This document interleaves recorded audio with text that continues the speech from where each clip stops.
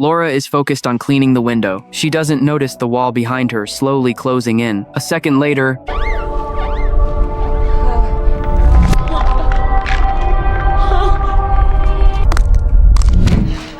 she realizes it's all just a hallucination. That's when the phone suddenly rings. Laura answers the call. It's Blackie, the first woman who questioned everything. Blackie keeps saying she's not crazy. She tells Laura everything they saw was real. They're being lied to, and they need to get out fast. But Laura doesn't believe her. She hangs up without hesitation. From that moment on, the hallucinations hit harder. During dance class, Laura looks into the mirror. Her reflection suddenly turns into Blackie. Then Blackie slams into the mirror, like she's trying to break out. Laura completely freaks out. She runs straight to Blackie's house. Blackie is standing on the rooftop. She's holding several knives. Laura tries to talk her down. The next second, Blackie cuts herself without hesitation.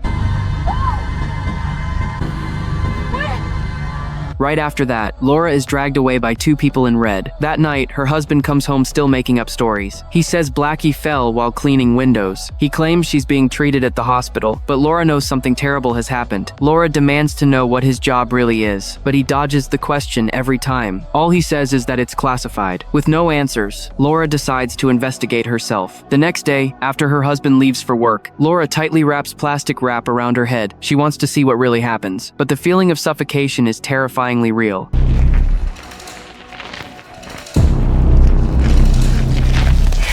In the end, Laura rips it off. Not long after, her husband schedules a therapist for her. When the therapist opens his briefcase, Laura accidentally sees files about Blackie inside. When he leaves, the therapist forgets his briefcase. Laura quickly pulls out Blackie's file, but there's barely anything useful inside. There's only one line: subject refused treatment, final warning issued. Laura is completely lost. She has no idea what any of this really means. Time moves to the annual company gala. Every man in the community arrives dressed up with his wife. The moment Laura walks in, something feels wrong. Everyone looks fake, like perfect copies. On stage, the founder of the Victory Project gives another speech. He's fired up and full of energy. He announces that Laura's husband got promoted. Laura doesn't care at all. She hides in the bathroom. Suddenly, a neighbor follows her in. Laura finally breaks down. She tells her everything. She says Blackie was right. They need to leave immediately. But the neighbor doesn't believe a word. She coldly tells Laura that she's lost it. After the gala ends, neighbors gather at Laura's house to celebrate the promotion. That's when the founder of the Victory Project